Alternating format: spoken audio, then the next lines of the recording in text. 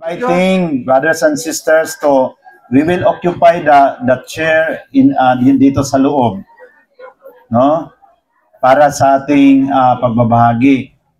Unang-una, bago ako mag-umpisa, nagpasalamat ako kay Father Filino sa kaniyang pagtanggap sa amin. Father Filino Portigo. Father, thank you so much ha. Palakpakan natin si Lord. Okay, so habang nagkain-kain kayo sa masarap na siupaw, alam ko yan kung saan yun binili ni Brother Stormy kanina. And bago ako mag-umpisa, I want to thank the Lord for this great opportunity as a pastor in Cebu City to be with you this afternoon. No, kasi I'm not a Catholic, I'm a Protestant, but na-convert ako sa Catholic Church, no? So, si Brother Stormy, nakakilala kami dyan sa social media kasi doon siya sa labas at ako nagpaikot-ikot sa buong Pilipinas bilang isang speaker na nagbabahagi sa aking conversion to the Catholic Church. And I'm serving the Lord as a president of the Association of Pastors converted to the Catholic Church in the Philippines. Kaya galing lang ako sa Mindanao, galing sa Cagayan de Oro City, Butuan. Sumakay ako ng eroplano from Butuan to Cebu and then Cebu to Iloilo kahapon. So yon ang aking daan. And ngayon ko lang I discover when I arrived in Iloilo International Airport na mayroon na palang direct flight from Iloilo to Cagayan de Oro. So if you want to visit Cagayan, Bukidnon, you can ride that airplane, no, from Iloilo directly to Cagayan. And we have also flight from Iloilo direct to General Santos City. So, pero ang ministry kasi national level, nakatira ako sa Parañaque City, mga brothers and sisters. Palakpakan natin ang ating Panginoon. Lakasan natin. Praise the Lord. Sorry po. So ngayon, nandito sa aking kamay ang Biblia at ang Catechism of the Catholic Church. So ano pa ang laman sa Catechism of the Catholic Church? Dapat malaman natin. The first portion of the Catholic Church from 100 to 120 is talking about how the Lord revealed Himself to the people in the Bible. How the Lord revealed Himself in the Garden of Eden, our first parent, how the Lord revealed Himself to Noah, paano ang Diyos nakipag-ugnayan kay Abraham, and then to the 12 tribes of Israel, paano nakipag-ugnayan ang Diyos kay Moses. And the second part of the Catechism talks about the Nicene Creed and the Apostles' Creed. One by one, ini-explain sa Catechism ano ang biblical and historical foundation sa Nicene Creed. I believe in God the Father, the Almighty, the Creator of heaven and the earth, and of Jesus Christ, His only Son, our Lord, who was conceived by the power of the Holy Spirit, God from God, light from light, true God from true God. Inisa-isa yon sa Catechism. After the Nicene Creed, sumunod ang Seventh Sacrament. The Seventh Sacrament is being explained word by word and what is the biblical foundation, historical foundation, and the teaching of the Magisterium. And followed by the arrangement of the Ten Commandments. Doon in-explain ang mga social justice, ang iba't ibang mga political problems in the world within the Ten Commandments. Followed by the Lord's Prayer, no, contemplative prayer, the Lord's Prayer, personal prayer, and all kinds of prayers. Ito ang nasa laman ng Catechism. Amen? Pero bago ako magpatuloy, gusto ko lang magpasalamat sa Panginoon kay Sir Stormy, Brother Stormy Tubias na nag-arrange para makarating kami dito. And then si Ma'am Alma also from Hirona, Tarlac. Kasi last week, galing ako sa Tarlac. Isang speaker ako doon sa Diocese of Tarlac Biblical Convention. Doon kami nag-gather sa Eduardo Puangco Jr. Gymnasium sa Paniki. Punong-puno ang Paniki. Kaya yung sinabi ni Sir Stormy na my beloved wife, my beautiful wife is from Hirona, Tarlac. I'm so happy kasi galing ako sa Tarlac, no? So palakpakan na natin ang Panginoon. So I was a pastor in Cebu City for 15 years and my family was really hardcore to Protestantism. Hindi kami naniwala kay Mama Mary kasi we always repeat John chapter 14 verse 6, I am the way, the truth, and the life. no man comes to the Father but by me. Bakit isali pa natin si Maria? So, si Kristo lang ang daan. Karamihan sa mga Katoliko hindi nila alam paano sagutin kasi hindi sila nagbasa ng Biblia. Kaya ang ating Catholic Bishop Conference of the Philippines ngayon, nanawagan sa atin na magbasa ng Biblia. At ang ating team sa taon na ito ng CBCP, Catholic Bishop Conference of the Philippines, is the Scripture, the source of hope. Ayon sa ating tema ng Katoliko sa buong Pilipinas. The source of hope, ang hope doon binigyan ng meaning. Ang H is harmony, na kung palagi kang magbasa sa Biblia, magkaroon ka ng harmony sa buhay mo. Pangalawa, obedience. Magkaroon ka ng obedience. Sabi ni Father, makinig muna tayo sa talk para mayroon tayong pangsagot sa mga hindi Katoliko. Ito yung Katoliko, naintindihan ko yun, yung Katoliko na ako. Ano ito yung Katoliko? Sacramentalize.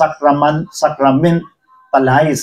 Ibig sabihin sa sacrament, champion tayo.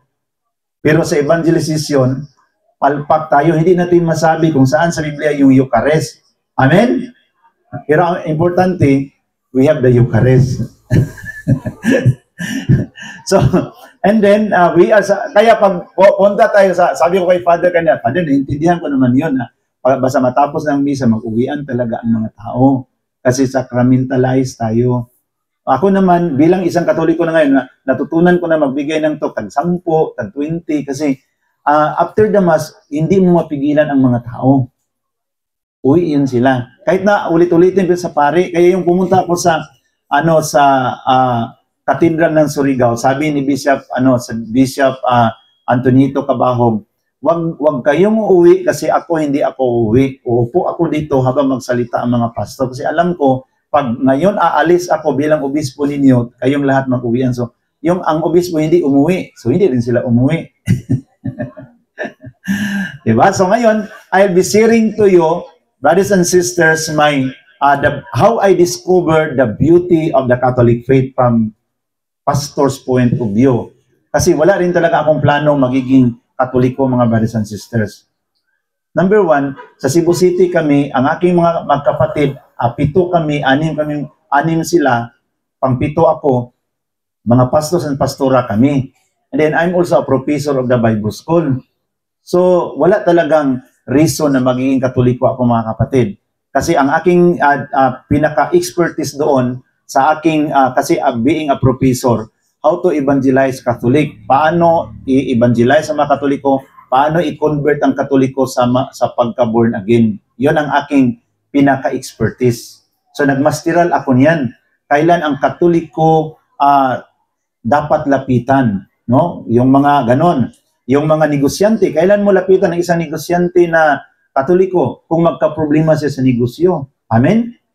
Kasi pag magka-problema yun, lapitan mo, mag-open yun. Kailan mo lapitan ang Katoliko na isang dalaga? Yung isang dalaga, pag iwanan niyo sa kanyang boyfriend, no? Madali yung ma-convert. Lalo na kung ikaw, pastor ka, naka-necktie ka, and then naka-long sleeve ka, yung mga dalagang Katoliko, makalimutan nila ang pagka-Katoliko nila, no? Lalo pag, tingnan niyo yung mga hindi Katoliko, naka-necktie, di ba? Nakadlakad dyan sa ang gwapo tingnan, lalo na pag nakadala ng Biblia. So yung Katoliko na iniwan sa kanyang boyfriend na Katoliko, pag yun ang lapitan mo, makalimutan niya ang kanyang pagka-Katoliko kasi makita niyo yung mga hindi Katoliko naglalakad, naka-necktie, properly dressed. Amen? Properly dressed.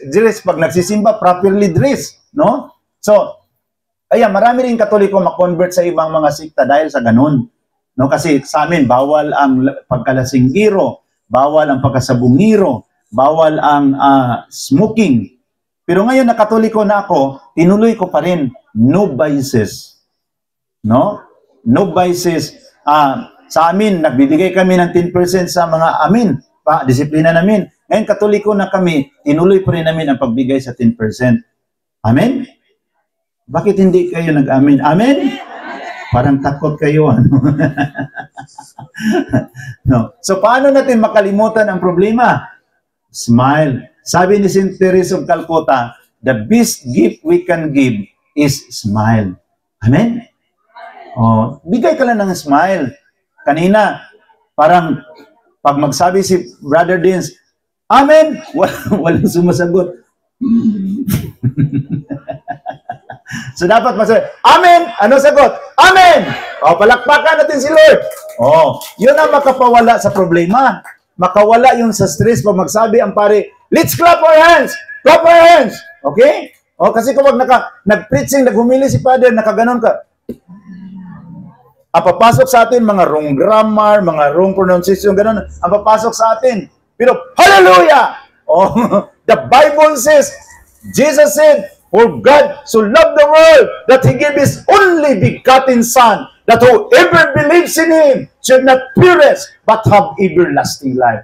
Kaya kami, yung pastor na kami magkapatid, marami talaga kami na-convert. Kasi ganoon kami mag-preaching eh. John 3:16, the Bible says, for God so loved the world that He gave His only begotten Son, that whoever believes in Him should not perish but have everlasting life. Hallelujah! Maganon yung mga pastor. Tayong Katoliko, inaantok yung mga ano na. John 3:16, for God so loved the world that He gave His only begotten Son. Ang mga nakikinig, mag-joke-joke muna ako. So I discover, kahit na ganon, kaya sinabi ko sa inyo na wala talaga ka reason na maging Katoliko kami kasi we are very on fire pag mag-preaching. Hallelujah! Praise the Lord! The Bible says na all Scripture is inspired by God and is useful for teaching, for correction, for training in righteousness, so that the man of God may be equipped for every good work. So ganon na kami mga pastor. Pag makinig ka talaga sa amin, malayo lang yung isang buwan, makonvert ka talaga. Kaya ang sikreto para hindi ka maligaw ng ibang sekta, huwag kang makinig. Amen? Lalo pag dyan sa ano, kasi the books of the Bible, memorize namin yan. Genesis, Exodus, Leviticus, Numbers, Deuteronomy, Judges, Ruth, 1 Samuel, 2 Samuel, 1 Chronicles, 2 Chronicles, 1 King, 2 King, Israel, Nehemiah, Tobit, Judith, Esther, 1 Maccabi, 2 Maccabi, Job, Psalms, Proverbs, Ecclesiastes, Song of Songs, Wisdom of Solomon, Sirach, Isaiah, Jeremiah, Lamentation, Baruch, Ezekiel, Daniel, Hosea, Joel, Amos, Obadiah, Jonah, Micah, Nahum, Habakkuk, Zephaniah, Haggai, Zechariah, Malakay. Sino hindi ma-convert yan? In the New Testament, the books of the Bible is Matthew, Mark, Luke, and John, Acts, Romans, 1 Corinthians, 2 Corinthians, Galatians, Ephesians, Philippians, Colossians, 1 Thessalonica, 2 Thessalonica, 1 Timothy, 2 Timothy, Titus, Philemon, Hebrews, James, 1 Peter, 2 Peter, 1 John, 2 John, 3 John, Jude, and Revelation. Hahanga ka talaga. Kaya masabi mo, parang ito ang totoo ah. Kasi matagal na ako sa Katoliko, parang pinakinggan ko yung mga katikista. Saan ang Proverbs? Nahirapan pa maghanap saan yung Proverbs.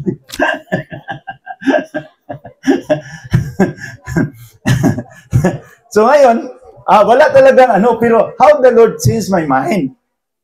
Kasi nakapunta ako ng Jerusalem 2 times. Then nakapunta rin ako ng Vatican 1 time. Ang una ko nakita, I discover, kahit na ganito ang Katoliko, mga kapatid, kahit na hindi on fire mag-preaching ang Katoliko, pero aking na-discoveryhan na ito lang ang simbahan na kumikilala sa inay ng ating Panginoon.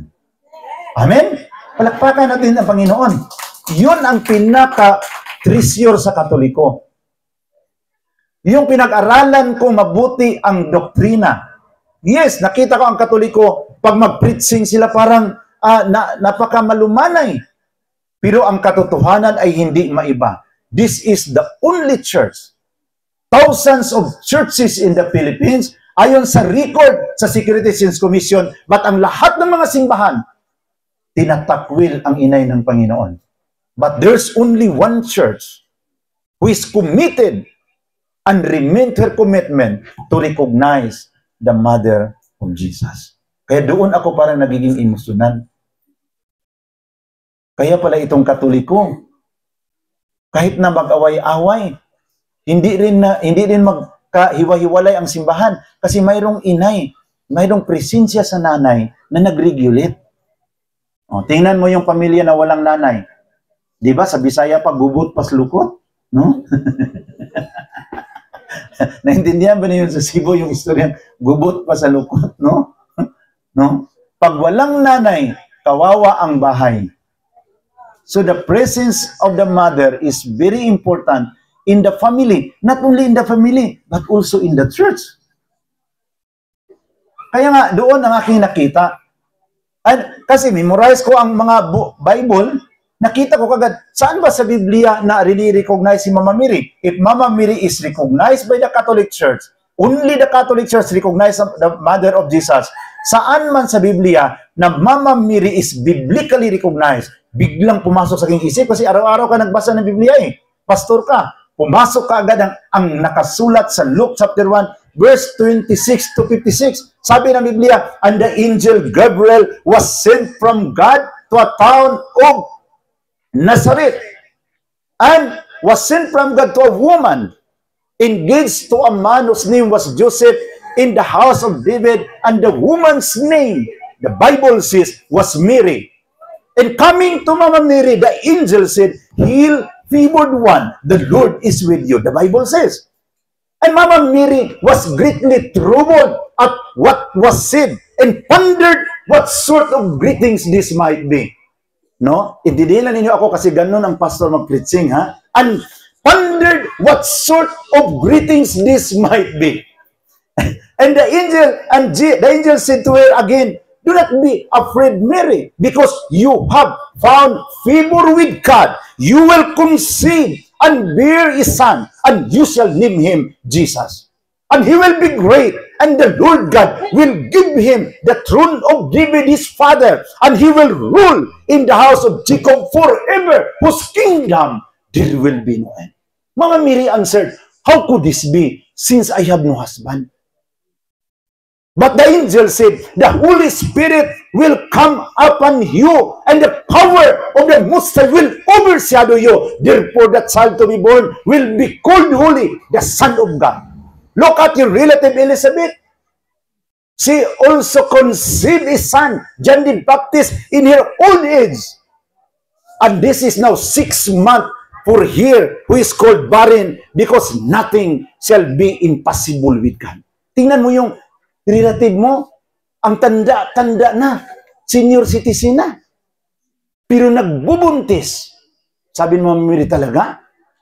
Kahit matanda na siya, tinawag yun sa Bisaya, nagminupos na. Sa katandaan, si Zakaria naman na asawa niya, anong tawag kung nagminupos?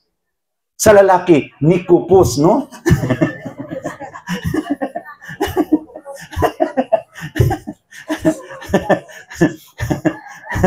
So, si Elizabeth, senior citizen, nagbuntis, nagminupos. Si Zakaria, anong tawag? Kung si Elizabeth nagminupos, si Zakaria nikupos. And this is now 6 months for her, who is called barren, because nothing shall be impossible with God. And Mama Mary answered, "Behold, I am the handmaid of the Lord. Be it done to me according to your word." And Mama Mary departed from here. So doon ko nakita na Mama Mary's participation in the plan of salvation is biblically recognized. Ngayon kami mga pastor, manindigan, makipag-away pa kami sa Katoliko. Bakit isali ninyo si Maria? Ganun kami eh. Pag Katoliko na sa kapastor ang magharapan, si Mama Mary talaga ang pinaka-isyo. And then, naalaala ko, hindi talaga ako magpatalo sa Katoliko. Yun ang problema ninyo mga Katoliko. Ganun ako noon. Sobra ako kahat ba? Yun ang problema ninyo mga Katoliko. Si Kristo lang tagapagligtas, isali ninyo si Maria. Din ang Katoliko, hindi nagbasa sa Biblia. Sige na lang, patuloy ka na lang dyan, Brad. Kasi magpatuloy na lang rin kami dito. Kasi, pero kung ang Katoliko na yan, alam pa niya ang Biblia, sasagot, bakit? Ano? Wala sa Biblia? Basahin ko sa Biblia. Luke chapter 1 verse 26. Ganon sana ang sagot sa Katoliko, pero ang sagot sa Katoliko kasi hindi nagbasa ng Biblia. Sige, Brad, patuloy ka na lang dyan. Importante, may takot tayo sa Diyos. Kami, patuloy na lang kami dito. Yun ang sagot sa Katoliko. Pero ngayon, ang mga pastor lapit sa akin, para silang binubumba sa aking sinasabi. Yun kasi ang problema natin.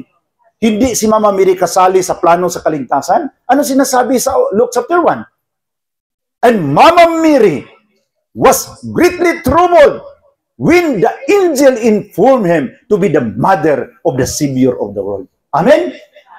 Bakit tinawag natin siyang blessed? Sa Tagalog pa, pinagpala. Dahil siya ang inay sa tagapagligtas sa buong sanlibutan. Amen? Kung ikaw ang inay sa gobernador sa Iloilo, pinagpala ka. Pagtingnan ka sa mga tao, wow, bliss na bliss ang babaeng ito. Siya ang inay sa gobernador. Amen? Oh, pag ikaw ang mayor, ikaw ang inay sa mayor sa Kabatuan, anong isip sa mga tao dito sa Kabatuan? Bliss na bliss ka. Ang anak mo, mayor sa Kabatuan. Pero mas pinaka-bliss si Mama Mary kasi siya ang inay sa tagapagligtas sa buong sanlibutan. Amen? Palakpakan natin ang Panginoon. So, yun ang aking na-discovery. So, bilang pastor, dumaan ako ng struggle year 2000 until 2007. Pinag-isip-isip ko, nakarating ako doon sa Nazareth. Doon ko nakita na sa Nazareth, sa bahay ni Jesus at ni Mama Mary, kasi ang kasama ko sa Badista na abogado sa Cebu. Ang mga sa Badista, hindi sila kumakain ng baboy. Pero kumakain sila ng saging na linuto sa mantika ng baboy.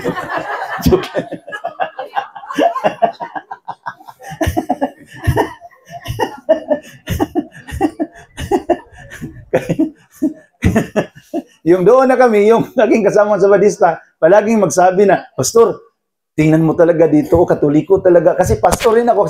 Attorney, huwag ka nang mag-ingay dyan. Baka marinig tayo dito. Manila pastor ako, ikaw abogado. Hindi pala ninyo alam ang katotohanan. So, tingnan mo dito, sa bahay nila ni Mama Mary. Kasi ang laking basilika doon sa Nazareth. Only the Catholic Church standing at the very house of Jesus and Mama Mary. Tingnan mo yan. Then, according to the tourist guide, sabi ng tourist guide, alam mo, there was an attempt that the Muslim wants to build a mosque near to the house of Jesus. But they complained to the International Criminal Court and the ICC favored the Catholic Church na hindi pinahintulutan ang mga kapatid na Muslim na makapagtayo ng mosque doon. Kasi from the beginning, Katolikong simbahan ang nakatayo doon. Mga Mormons, Iglesia ni Cristo gusto magtayo doon. Pero hingian ka man sa gobyerno, what is your reason to build your church here? So wala sila may ipakita, born again. Mga galing sa Pilipinas, kami ang totoong simbahan. Ayon sa bersikulo, sabi ng ng gobyerno, hindi bersikulo ang hiningi namin. Yung historical fact ba na nag-exist kayo dito siya? Hindi, ayon sa bersikulo. Tingnan mo kami, puro bersikulo. Bersikulo Laway, Kapitulo ba ang aming aming pinaglaban.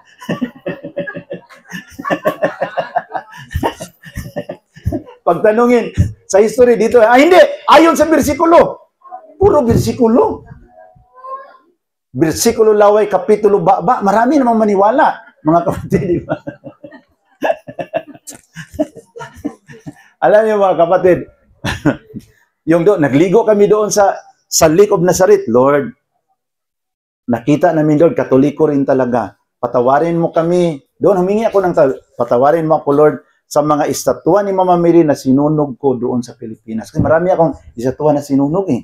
Pastor pa ako, Lord, please forgive me. Sana hindi ako makarma, walang mangyari sa akin at ipangako kong Panginoon, makauwi ako sa Pilipinas, hindi ko nasisiraan si Mama Mary. Makipagdiskasyon ako sa mga pastor na biblical si Mama Mary. Ganun kaya hindi ako nakarma. Inano ko, no, na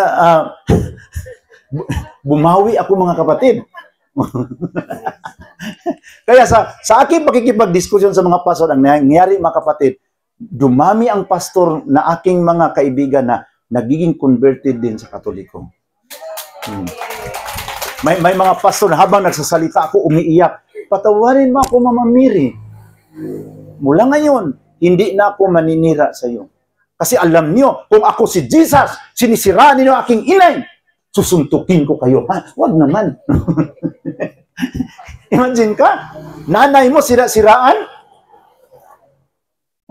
Kung ako si Jesus, anong reaksyon ko sa iyo? Yun ba ang epekto na araw-araw ka nagbasa sa Biblia? Ang nanay ko ang sisiraan ninyo? Ganun ako magsalita sa mga pastor. Dapat, malalim na ang kaalaman ninyo sa Biblia, malalim na ang pagrespeto ninyo sa aking inay, kasi sabi ng Ephesians chapter 6 verse 1, respect your mother, obey your mother. Ngayon, sabi ng Biblia, igalang ninyo ang mga nanay. Pero anong ginawa niyo sa aking nanay?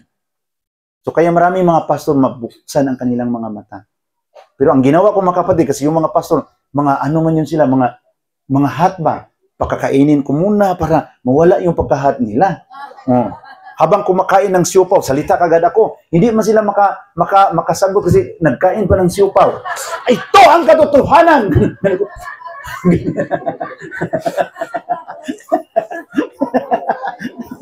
Then, yun ang mga aking makasama, yung pastor na nagalit, pagtingin mo, galit na siya. Pag malapit na maubos mo ng siopaw, bigyan mo kaagad ng isa para mabalance yung kanyang galit.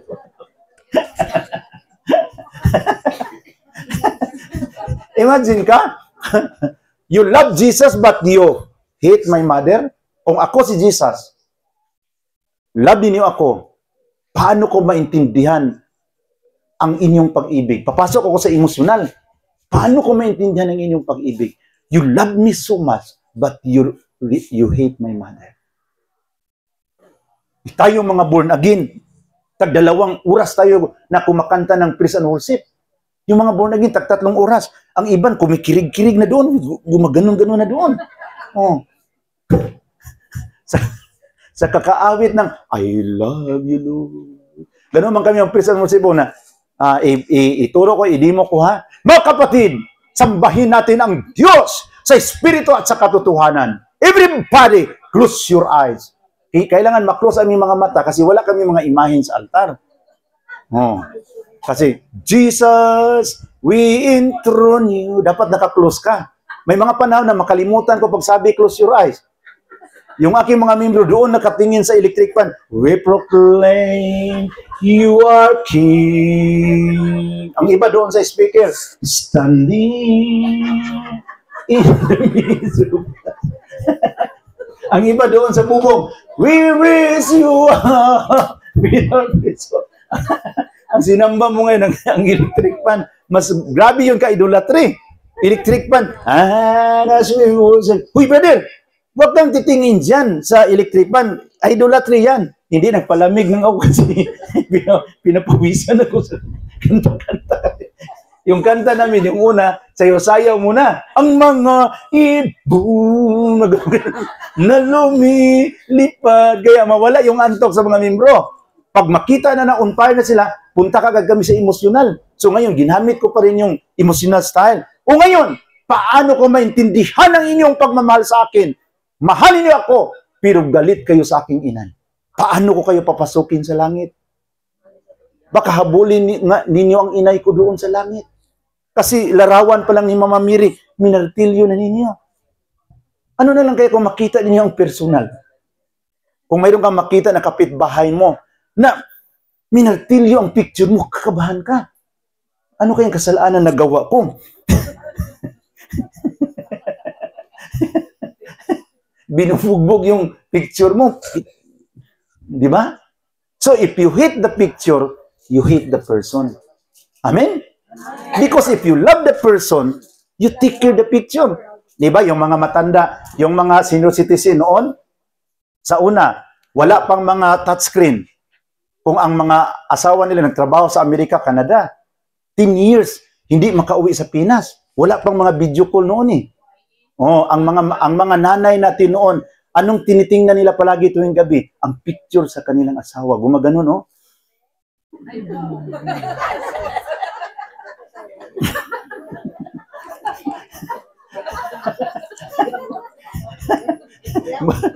Buti na lang ngayon, kasi may video call na. Pag na-miss mo yung asawa mo doon sa Canada, video call ka. Noon, wala pang video call. Kaya yung picture ang nagbigay sa kanya ng saya.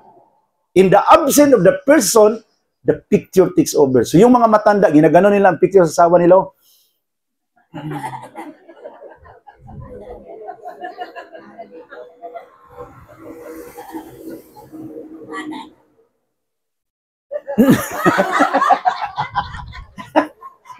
Di ba, relate sa mga matanda?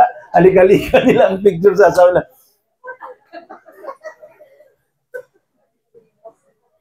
Ang iba, ilagay nila sa dibdib. Sabi ng tiki sa bubong, tiki, tiki.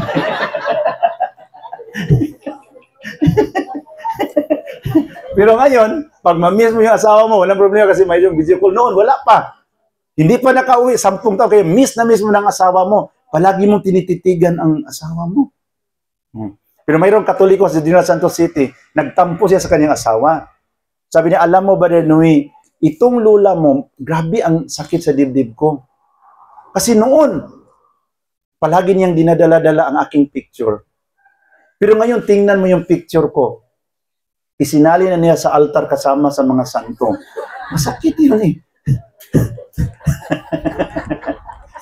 Sabi ko, tay, huwag kang magalit, tay. Ang ibig sabihin niyan, bakit dinagay ka na ni nanay dyan kasali sa mga santo para magiging mabait ka?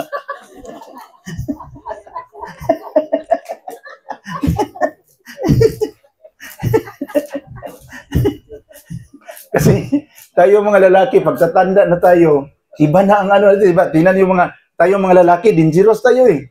Kasi pag tatanda na tayo, yung unang pag-ibig natin, nakalimutan na natin.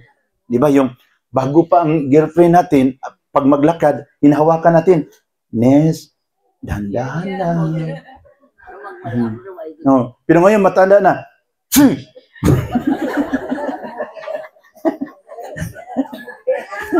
ang tagal-tagal mo magbihis dyan. Dali na! Pero yung bata pa, di ba, si nanay, yung bata pa, suklay-suklayin yung buhok mo. Pero ngayon, Dong, pwede mo suklayin. Ano, wala kang kamay? Suklayin yung buhok mo.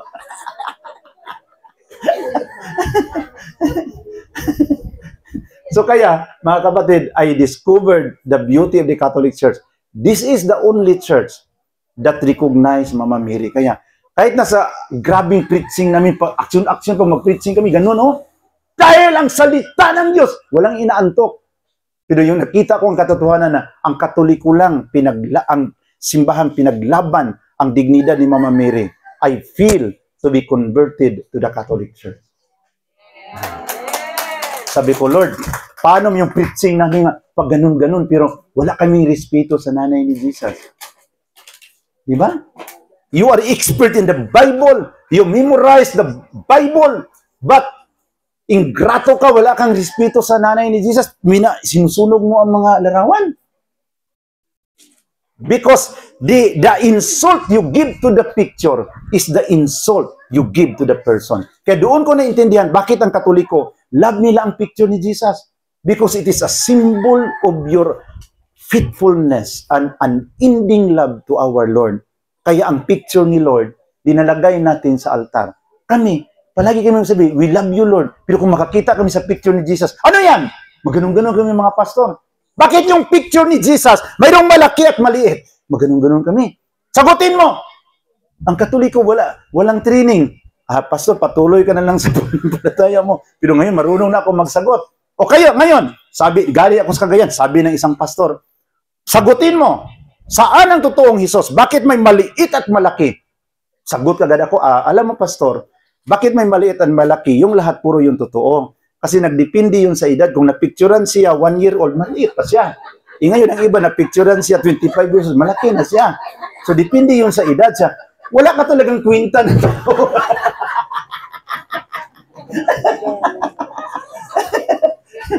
Ganun-ganun. Sagutin mo! Oh, mayroong isang pastor, pagpunta ko sa Surigao, galit siya. Sabi niya, ikaw ba yung pastor na Katoliko na? Sabi ko, ako pastor. Ngayon, yung Pasko ninyo na December 25, saan yun sa Biblia? Basahin mo nga. Dinana niya. Saan mababasa sa Biblia ang December 25? Sagot ka ako, pastor, kung hinanap mo ang December 25, doon mo yun makita sa kalendaryo.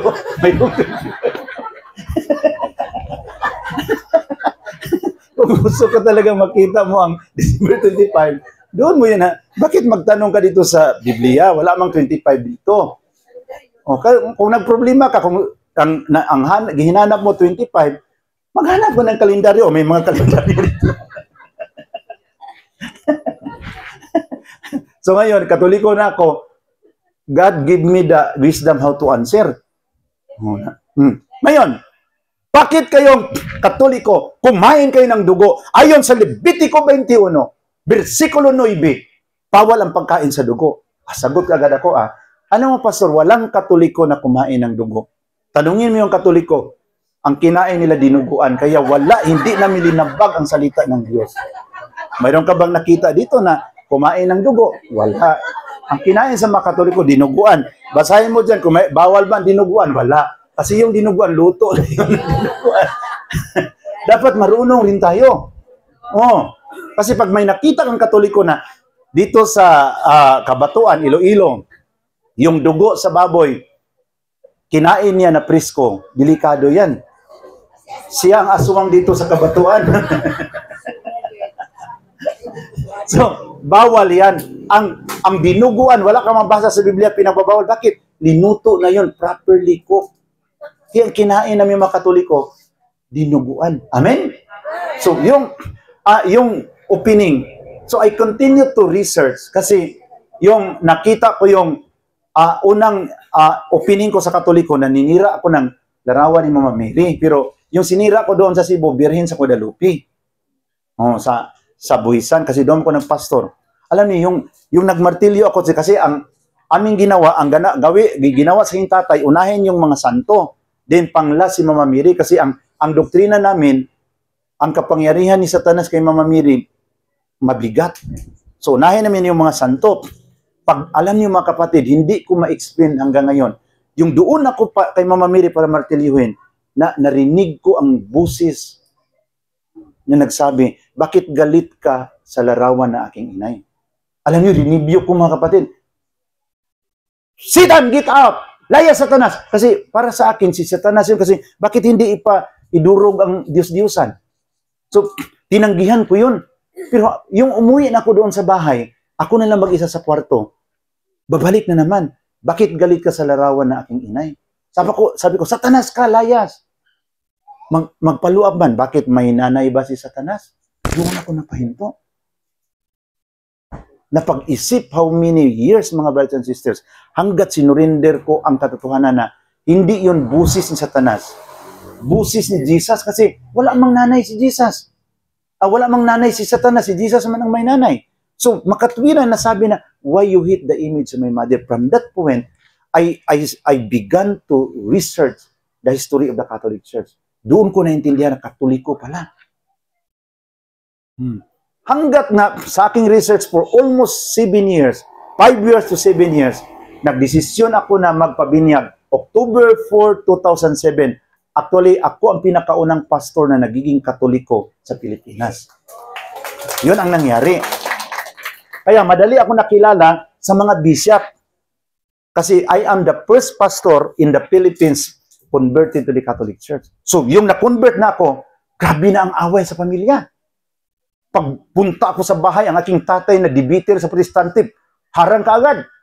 Paano mapatunayan na si Maria inahan ng Diyos? Inay ng Diyos? Saan sa Biblia? Naku, tay, kung ang lumalabas sa kanyang sinapupunan ay Diyos, inay ng Diyos. Amen? Amen. Kung ang lumalabas sa kanyang sinapupunan, pulis, inay siya ng pulis. Kung ang lumalabas sa kanyang sinapupunan, hold-upper, inay siya ng hold-upper. Ngayon, Isaiah 7:14 ang nagsabi, isang birhen manganganak, maglilihi, at mag-anak ng isang batang lalaki ng kanyang pangalan ay Emmanuel, na ibig sabihin, sumasa sa atin ang Diyos. So, Diyos ang lumalabas, so inay ng Diyos. Kasi kung ang lumalabas, nagiging kapitan dito sa, Aladan, Inaladan, inay siya ng kapitan. Amen? Ngayon, ang lumalabas sa kanya sinapupunan, Isaiah chapter 7 verse 14, Diyos. Inay ng Diyos. Amen? Kaya pa wag kang... Saan?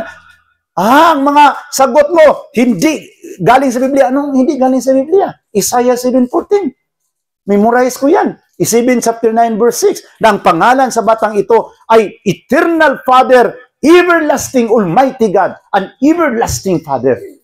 Isaiah chapter 9 verse 6. So kung siya ay anak, ang batang ito ay siyang Diyos na makapangyarihan, makatwiran si Mama Mary, tatawaging inay ng Diyos. Grabing debate mga kapatid. Kasi tulong-tulungan ako sa aking mga kapatid ng mga pastor at pastora. Sabi ko, Lord, Paano ako, Lord? Nalangin ako. Everyday ako nag-attend ng misa, Lord. Paano ko ito gawin? Hindi ako makasalita. Ang dami nila. Kasi ang aking mga kapatid, nakapag-asawa rin ng mga pastor. Ang mga lalaki, nakapag-asawa ng pastora. Binigyan ako ng inspiration sa Panginoon. Pagbalik mo doon, magbili ka ng mga malaking mga siupaw. Pagbalik ko doon sa bahay, dala ako ng mga soft drinks, siupaw. Bigay ko kaagad sa kanila. Pag umpisa nila pagkain, preaching kaagad ako. Hindi sila makasalita kasi kumakain pa ng siupaw.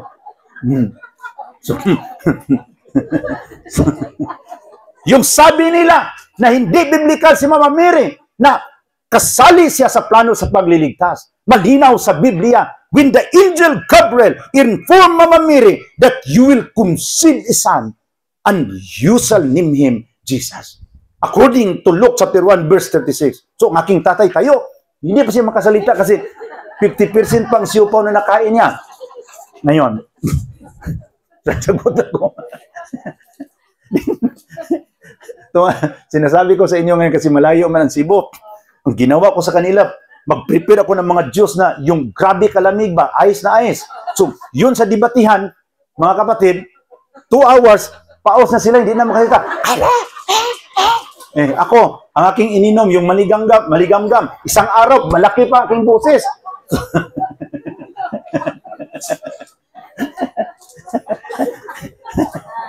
Sabi ko sa aking kuya na pastor, kaya nga kuya, wala ka ng boses kasi mali yung mga aral mo.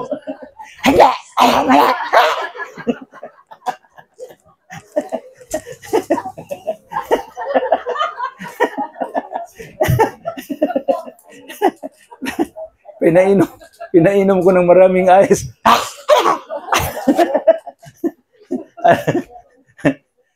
Tinatawag yun mga kapatid na human creativity. Oh. Mayroong tinatawag divine action, yung milagro, dapat may human activity ka rin. Paano na hindi na sila makapagtalo siya kasi wala na silang Alam niyo mga kapatid, nagtawa-tawa ako, God is really faithful with all the prayers na ang aking buong pamilya sa Cebu City. After 2 years, my father, 40 years preacher, my mother is 40 years diaconess, with all my sisters na mga pastora, hindi ako makapaniwala, they were converted to the Catholic Church. Kaya ngayon, yung mag-gather kami, tawa-tawa sa, ikaw talaga? Kaya nga pinainom ko kayo ng malamig para yung mga aral niyo hindi tama. Kaya ang aking sister ngayon nandoon sa Mountain Province, ang kanyang asawa, nagbibigay rin ng talk tulad dito, mga brothers and sisters. So, kaya doon ko nakita, na tulad ngayon, nandiyan si Mama Mary. Paano tayo hihingi sa kanya? Kasi nanay siya. Tulad, like for example, bigyan ko kayo ng example. Babae ka. Parang medyo malungkot ka kasi, Lord, Mama Mary, ang aking edad ngayon, 34 na. Wala pa rin nanligaw sa akin. Medyo masakit talaga. Malapit na ang February 14 pero wala pa rin nanligaw sa akin. Pwede ba ibulong mo sa iyong anak na sana darating na yung lalaki na magiging forever sa aking buhay? Oh. Seryoso ako mga kapatid, ha? No? Sabihan mo si Mama Mary, I will offer this rosary, Mama Mary, para ang lalaking ito na ipadala mo sa akin, buksan mo ang kanyang mga mata. Ngayon na. Huwag mo namang pahintulutan na mabuksan ang kanyang mata. Senior citizen na siya.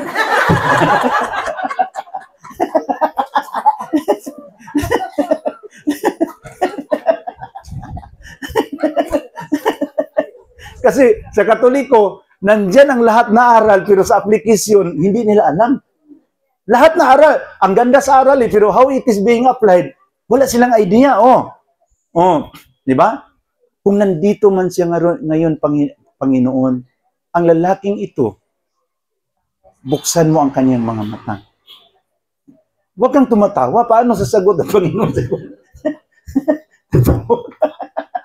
Dapat, seryoso.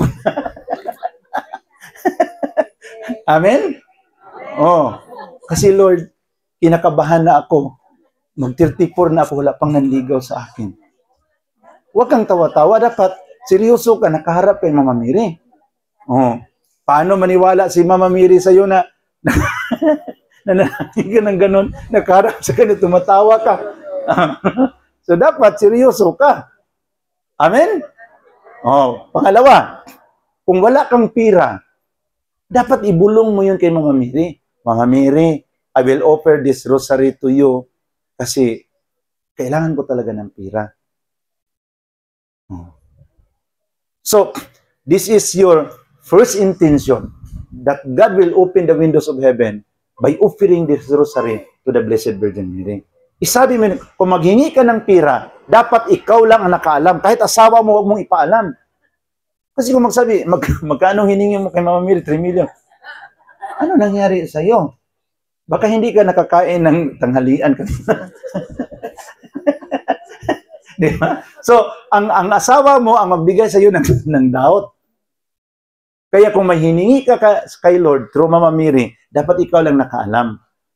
4 million ang hiningi mo. Ulit-ulitin mo yun. Bakit magkasala ka ba kung ulit-ulitin mo yun na ipaalam mo kay Lord? You cannot commit any sin. Amen? Ipaalam mo yun. Dapat ikaw lang nakaalam. Mga anak, wala, ikaw lang. Ikaw lang. Iulit-ulitin mo yun every time you attend the Mass. Yung sabi ni Brother Dins kanina, why Eucharist? Kasi pag nandyan na ang katawan ni Jesus sa ating bibig, doon natin kausapin si Jesus. Lord, marami na akong mga sakit. Sana Lord, your body and blood will absorb my total being and erase all my sicknesses and diseases. Pag sabi ng pare, behold the Lamb of God who takes away the sins of the world. Tingnan ninyo ang kordero na naglilinis sa lahat na kasalanan. Ako ay naniwala, Panginoon, na ang iyong katawan at dugo, hindi lang may kapangyarihan na linisin ang aking makasalanan, may kapangyarihan din ito na linisin ang lahat kong mga karamdaman. In the Lord Jesus Christ will move because of your faith. Amen? Na ngayon, kung wala kang pananampalataya, partaking the Eucharist without faith.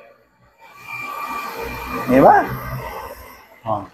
Pabalik-balik ka sa misa, hindi mo naman pinipresent ang hinihingi mo. Yun ang kamalian sa maraming Katoliko. Lord, bigyan mo lang kami ng good health, makakain kami 3 times a day, enough na di. Yun lang ang binigay sa Panginoon. Anong sabi sa Biblia? Sa Luke chapter 15, mayroong 2 kapatid, ang isa luko-luko, pasaway, ang isa napakabait. Yung isa pumunta sa kanyang tatay, Tatay, give me my share. And the man, a very millionaire, according to the Bible, give all the share to the younger brother, the prodigal son. Kinuha sa anak niyang pasaway ang lahat ng makayamanan na kanyang share at pumunta sa iba't ibang lugar para gastusin ang makayamanan sa kanyang ama, sa lahat ng mga bisyo at mga babae. How many years? 10 years, 7 years, na ubos ang kayamanan at napilitan siya mag-apply ng trabaho sa isang pigiri sa lugar na yun. At habang nagtrabaho siya doon bilang caretaker sa isang pigiri, hindi pa siya nakatanggap sa kanyang sweldo, nagugutom siya.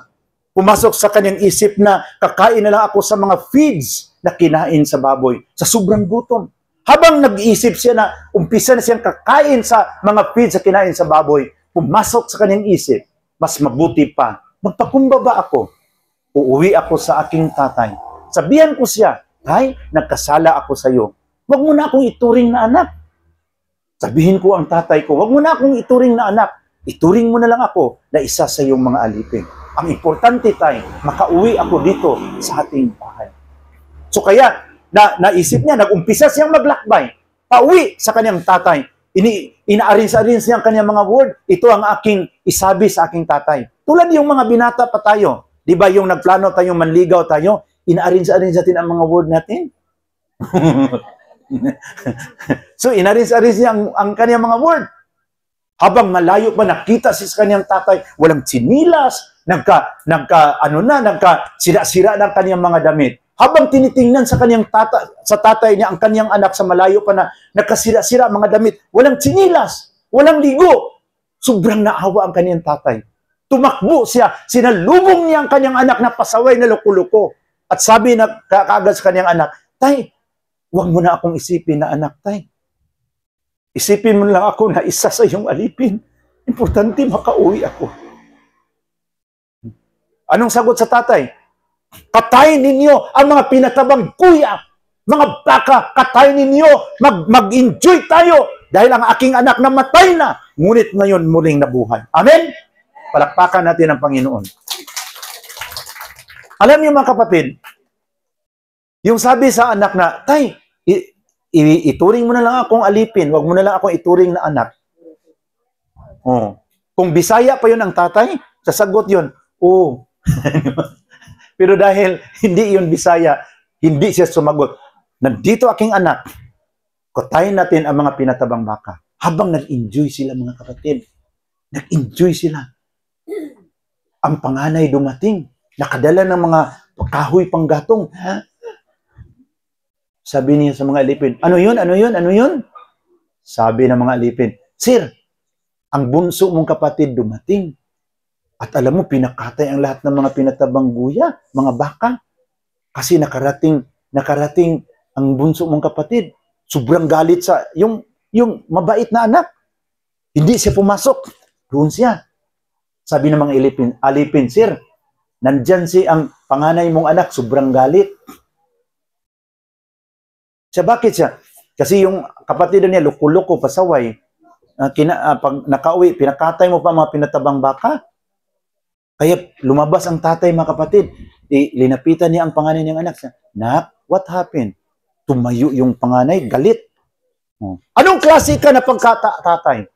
Yung anak mo, na linustay ang lahat mong kayamanan sa mga bisyo at mga babae. Ngayon, pag uwi niya, ginanon niya ang tatay niya. Pinakatay mo pa ang mga pinatabang guya. Sabi niya, hindi ako nagkasala sa iyo kahit kunting kasalanan. Para akong alipin dito sa bahay natin.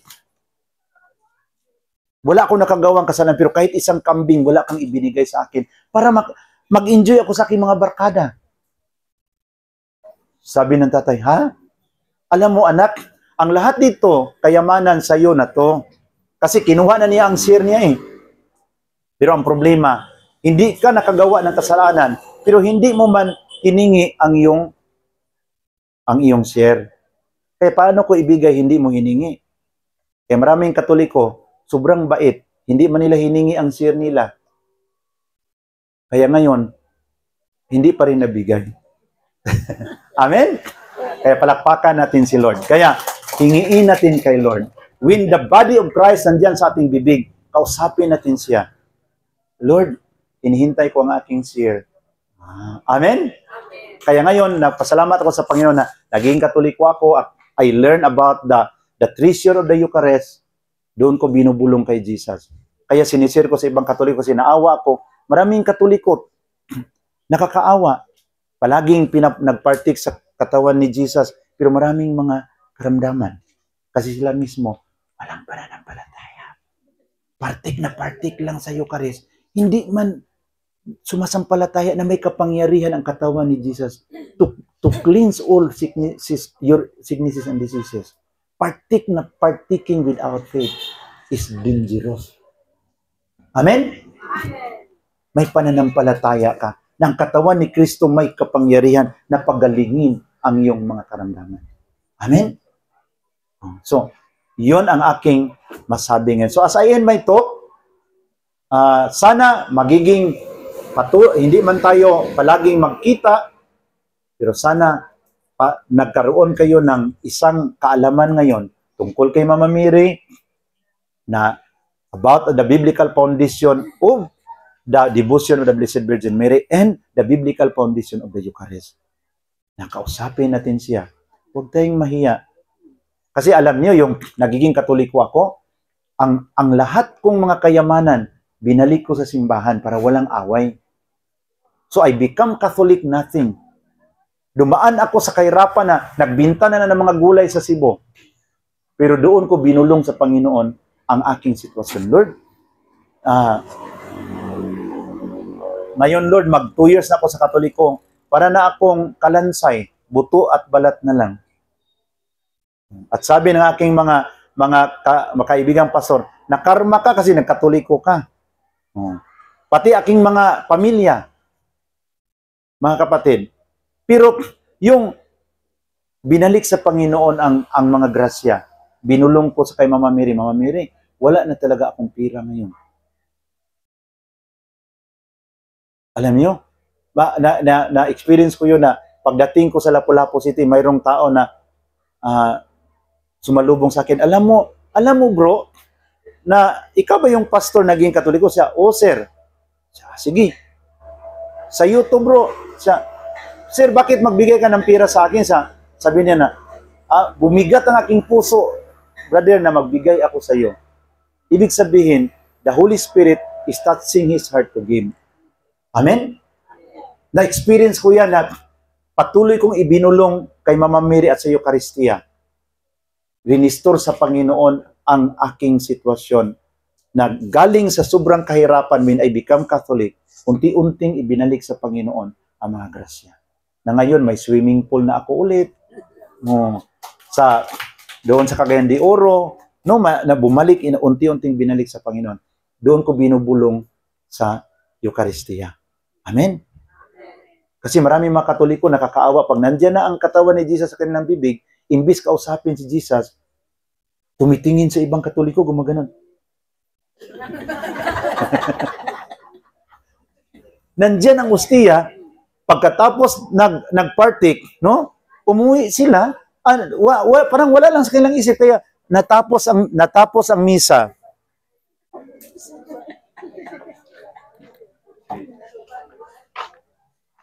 Ay, nawala yung isa. Hello? Hello? Parang hindi na, bro? Yeah.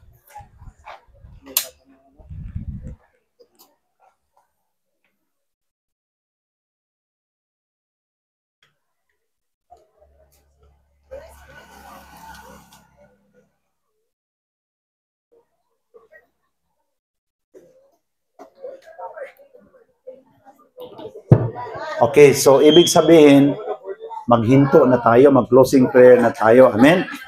So, kaya nagbigay ang signal ang ating sound na maghinto na tayo. So, bago ako maghinto, wag mo na kayong tatayo, ha? Bago ako maghinto, manalangin muna ako para sa inyo.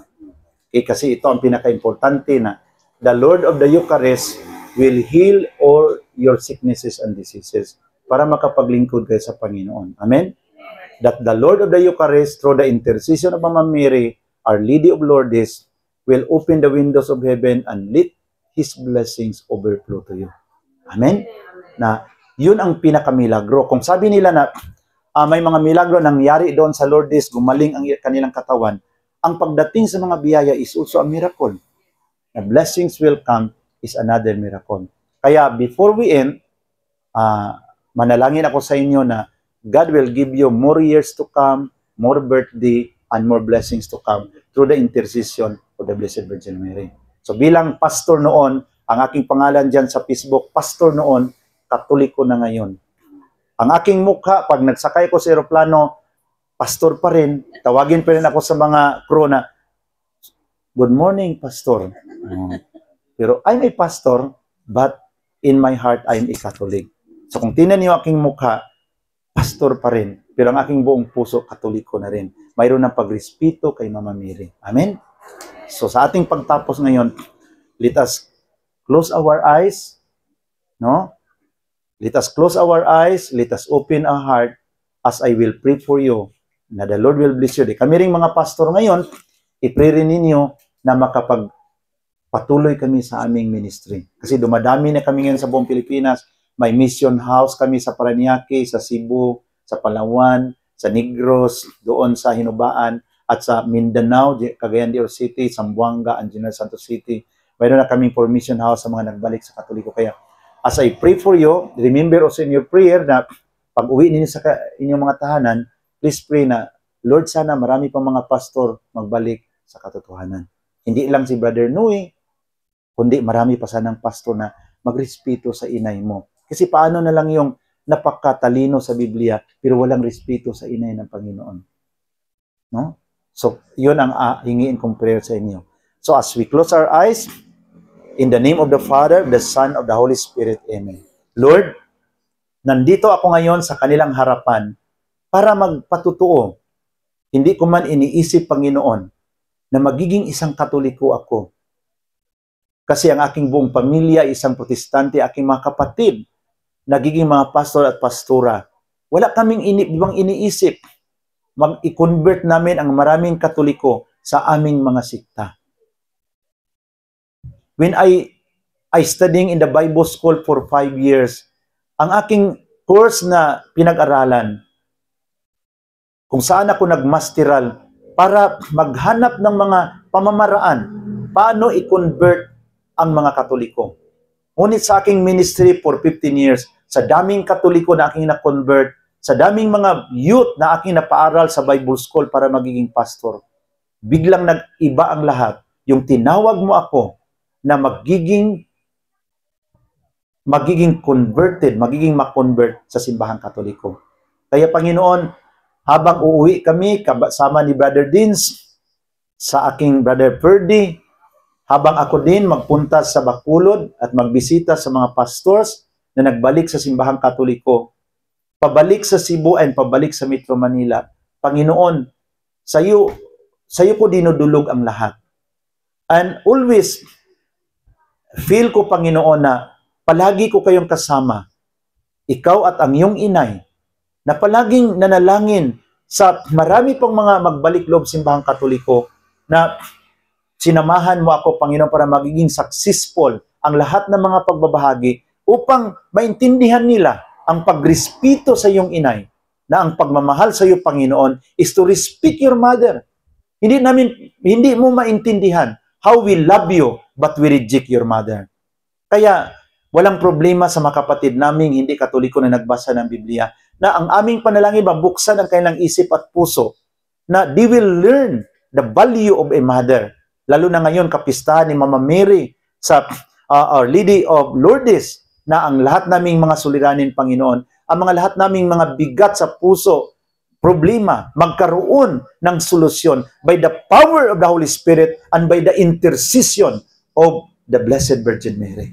Na ang lahat na naparito, Panginoon, uuwi kami, babaunin namin ang katotohanan na amin ngayong narinig, na magiging isa kaming tunay na Katoliko, na magpapalaganap sa mga katotohanan upang marami pa rin makaunawa sa katotohanan tungkol sa inay mo na binigay mo sa amin para magiging intercessor sa aming mga suliranin.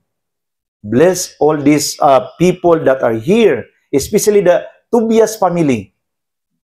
Sir Saturnino Tobias, kaniyang may bahay, Sir Alma, at sa lahat ng mga Tobias family, na bigyan mo sila palagi, Panginoon, ng good health. Ilayo mo sa mga aksidente, Ama, na next year, when we celebrate here, next year, there will be a great improvement in this place. Hipuin mo ang mga Tobias family na magtulong-tulungan for the development of this area as we build this place in honor of your mother, Our Lady of Lourdes. Na sa pamagitan ng kaniyang motherly intercession, sa pamagitan ng kaniyang motherly prayers, ang lahat naming mga hinahangad, ang lahat naming mga negosyo, ang lahat naming mga ginagawa, magkaroon ng katagumpayan. Tulad sa nangyari sa kasal sa Cana, Panginoon, na sinabi mo kay Mama Mary, hindi pa panahon. It's not yet the time to perform a miracle. Pero dahil ang humingi sa iyo sa milagro ay inay mo, binigay mo ang hiningi, kasi ang humingi sa iyo ay ang mahal na Birhen Maria. Kaya sa amin ngayon, Panginoon, marami kaming mga suliranin, ibinulong namin sa inyo na sa kapistahan ni Mama Mary, Our Lady of Lourdes, Panginoon, magkaroon ng solusyon ang lahat naming mga suliranin sa aming negosyo, sa aming mga trabaho, sa lahat naming mga pinaplano, magkaroon, Panginoon, ng guidance and wisdom of the Holy Spirit with the powerful intercession of our Mother, Mama Mary. Kaya sa pag-uwi namin ngayon, Panginoon, always remind us the truth about the role of Mama Mary, na siya ay kasama. Mama Mary is involved in the plan of salvation as the mother of the Savior of the world. Hindi siya pwedeng tatanggalin sa katotohanan na isang linalang, isang babae, na siya ang nagiging inay sa tagapagligtas sa buong sanlibutan.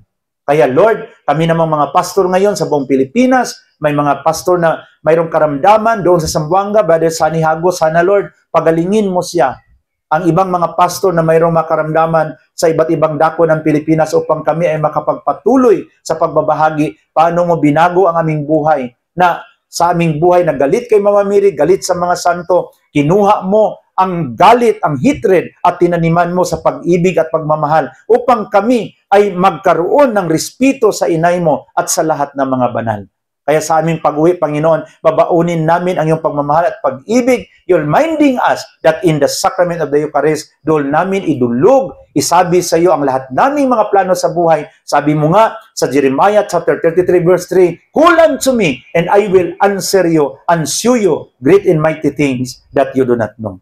Tawagin ninyo ako at sasagutin ko kayo at gagawa ako ng mga milagro at kababalaghan na hindi pa ninyo alam. Kaya turuan mo kami, Panginoong Hesus, na sa aming mga suliranin, tatawag kami sa inyo, tatawag kami sa aming mahal na inay upang lalapit sa inyo at ibulong ang iba't ibang mga suliranin sa aming buhay. We ask this with the intercession of the Blessed Virgin Mary in the name of our Lord Jesus Christ. Amen. Glory be to the Father, and to the Son, and to the Holy Spirit. Hail Mary, full of grace, the Lord is with you. Blessed are you among women, and blessed is the fruit of thy womb, Jesus. Bless us, Lord, as we make the sign of the cross in the name of the Father, and of the Son, of the Holy Spirit. Amen. Palakpakan natin ang Panginoon, at maraming good afternoon po. And baka mayroon kayong mga tanong hindi na clear. I will accept your question. I-recognize ko rin ang presensya ni Sister Dean De Lucinio, isa ring Catholic blogger. Brother Dean is trending to siya sa kanyang mga vlog for curious Catholic, no, sa mga new generation. Kaya kung wala na kayong mga tanong, ibalik natin kay Brother Saturnino kung mayroon siyang mga last word of thanksgiving sa hapong ito. So sa ating our INSI will give us a last word of thanksgiving. So salamat kay Brother Noel.